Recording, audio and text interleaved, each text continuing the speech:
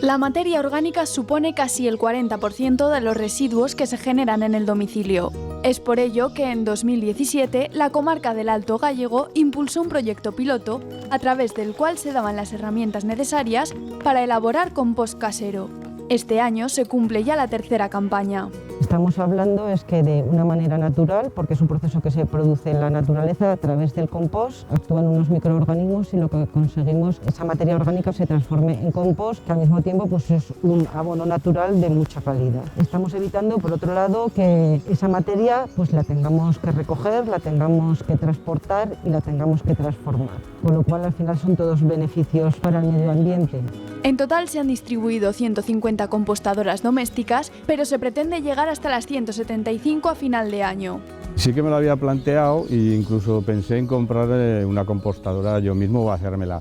Pero bueno, al enterarme de que la comarca hacía estas cosas, pues me apunté allí. La solicité hace un par de años y la utilizo prácticamente todos los días, es súper útil. Siempre me ha preocupado mucho los residuos que se generan, sobre todo en la cocina, residuos vegetales, y yo he intentado de alguna manera reproducirlo en mi jardín, pero nunca había conseguido lo que es el espacio adecuado para que se realizara el proceso.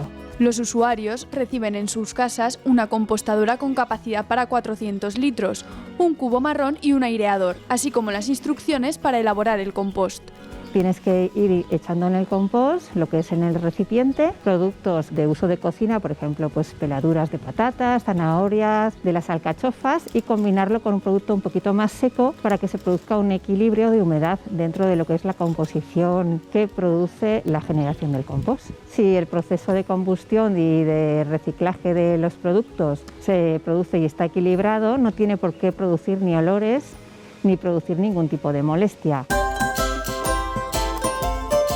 Un proceso sencillo que además tiene beneficios.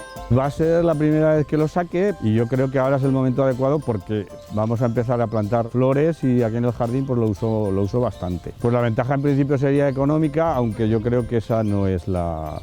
porque lleva un poco de tiempo, hacerlo bien lleva un poco de tiempo, pues tu propio orgullo de decir me hago mi compost, intento que salga bien y además pues voy a poner mis flores con este compost que he hecho yo en mi casa. Un proyecto sostenible y respetuoso con el medio ambiente con el que reciclar la materia orgánica que se genera en el domicilio.